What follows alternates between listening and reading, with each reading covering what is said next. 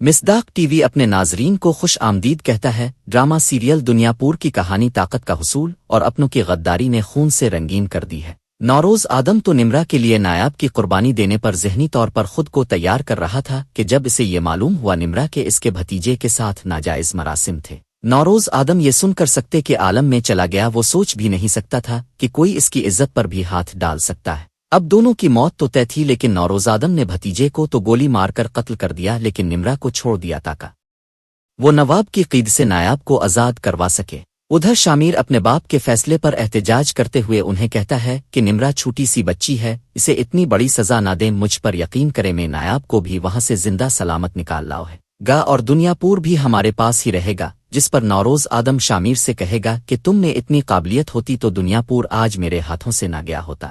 شامیر اپنے باپ کا حکم سن کر لاچار اپنی بہن نمرا کے پاس پہنچ کر اسے کہے گا کہ میں معذرت چاہتا ہوں، میں تمیری لیے کچھ کر نما سکا۔ نواب صاحب کی ڈیڈ لائن قریب آتی جا رہی تھی، پھر نوروز آدم نواب صاحب کو کال کر کے کہہ دے گا کہ اسے تمہاری تمام شرائط منظور ہیں اور نکاح کا بھی بندوبست کر لینا، میں اپنی بیٹی کے بدلے بیٹے کو لینے آ رہا ہوں۔ نوروز آدم کی کال سن کر نواب اور اس کا بیٹا بہت خوش ہو رہے ہوتے ہیں کہ انہیں دنیا پور کی حکومت کے ساتھ ساتھ نوروز کی بیٹی بھی مل رہی ہے۔ ان کے ہاں تو جشن کا سما تھا۔ نواب زور زور سے قہقہے لگاتے ہوئے اپنے بیٹے سے کہے گا کہ میں نے صرف دنیا پور ہی نہیں لیا بلکہ ادموہے کی عزت بھی لے لی ہے۔ ادھر نواب کی بیوی اس شادی کو لے کر بہت سٹپٹائی ہوئی تھی، لیکن ماں سوائے بے بسی کے اپنے آہوں کا گلا گھونٹنے کے علاوہ اور کچھ نہ کر سکتی تھی۔ نواب زادی جس کی آج بیرون ملک جانے کے لیے فلائٹ تھی، اس کی فلائٹ مس ہو چکی تھی نے فلائٹ کے ٹکٹ کو غصہ میں آ کر جلا دیا۔ اسی دوران نواب صاحب کی بیوی بھی آ جاتی ہے، وہ یہ منظر دیکھ کر افسوس کا اظہار کرتے ہوئے کہے گی کہ نواب صاحب تو نئی بیوی اور دنیا پور دونوں ہی جیت چکے، تمہارا بھائی گیا ہے دنیا کی سرداری لینے۔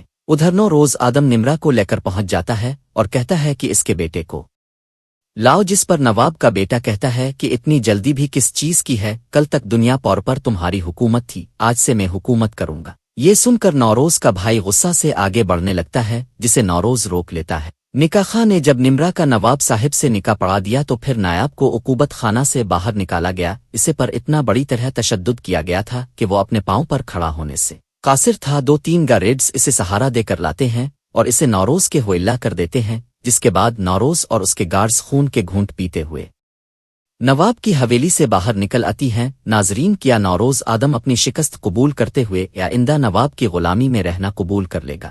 کمنٹس میں اپنی رائے ضرور دیجیے، اور اگر چینل پر نئے ہیں تو اسے سبسکرائب لازمی کر دیجیے گا۔ شکریہ۔